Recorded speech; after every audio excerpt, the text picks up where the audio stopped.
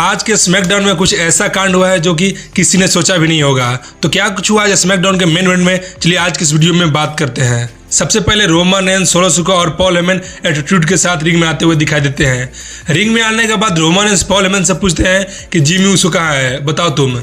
तो Paul Heyman डर जाते हैं और बोलते हैं कि मैंने सुबह जिमी ऊसो का देखा था, उससे बात भी हुआ था, लेकिन पता नहीं अभी जिमी ऊसो कहाँ है। लेकिन इतने में कैमरा टर्न होता है और फिर दिखाई देते हैं जिमी ऊसो, जो कि ऑडियंस के बीच से निकलकर आ रहे थे। जिमी ऊसो को देखकर रोमन रेंस काफी खुश हो जाते हैं और बोलते हैं कि तुम समरस्लैम में क्या गजब का काम किए हो, बताओ इसके लिए तुमको मैं क्या इनाम दूं। मैं तुमको एक यार्ड दे दूं, घर दूं, बंगला दूं, या फिर मैं तुमको राइट हैंड मैन बना दूं, जो कि पहले जे ऊसो था। लेकिन इतने में जिमी ऊसो बोलते हैं कि मुझे कुछ भी नहीं चाहिए, मैं तुम्हारे लिए समरस्लैम में नहीं किया हूँ, मैं अपने भाई के लिए सब कुछ किया है। लेकिन उतने में जे ऊसो आ जाते हैं। जे ऊसो अगर बोलते हैं कि तुमने मेरे लिए किया, मैं जिमी ऊसो कभी सोच भी नहीं सकता हो कि तुम मेरे साथ ऐसा कर सकते हो। ये बात सही भी है, क्योंकि हमने कभी भी जे ऊसो और जिमी ऊसो को एक दूसरे के अगेंस्ट नहीं देखा है। उन लोग दोनों भाई एक साथ हमेशा रहते थे। इसी बात को जे ऊसो बताते भी हैं। तो इस बात पर जिमी ऊसो बोलते हैं कि मैं तुमको कभी भी समरस्लैम में जीता हुआ नहीं देखना चाहता था, क्योंकि मैं नहीं चाहता था कि तुम एक नया ट्राइबल चीफ बनो जैसे रोमन रेंस बना है। रोमन रेंस तो ट्राइबल चीफ बनने से पहले काफी अच्छा था, हम सब भाइयों को एक साथ लेकर चलता था।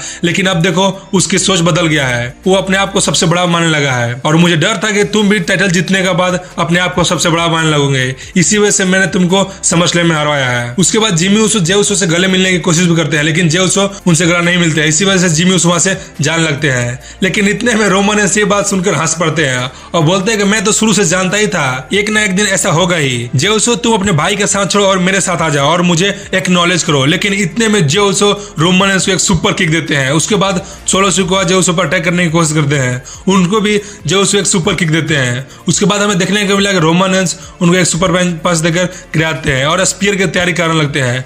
जैसे ही रोमन रेंस जे ऊसो का स्पीयर मारने वाले होते हैं, जे ऊसो उस स्पीयर को ब्लॉक करके खुद एक तगड़ा स्पीयर देते हैं और माइक उठाकर अपने भाई को रोकते हैं कि तुम रुको, तुमसे बात करना है। जिमी ऊसो भी रुक जाते हैं कि जे ऊसो शायद कुछ बात करना चाहता है। लेकिन हमें फिर क्या देखने को मिलता है कि जे ऊसो जिमी ऊसो को भी एक सुपर किक देते हैं और ये चीज देखकर ऑडियंस सच में पागल हो गई थी। ऑडियंस जे ऊसो के चैंट करने लगी। उसके बाद जे ऊसो बोलते हैं कि आई एम आउट, मैं ब्लड लाइन से बाहर होता हूँ और साथ साथ पूरे WWE से बाहर होता हूँ। और इसी के साथ ये सेगमेंट खत्म होता है।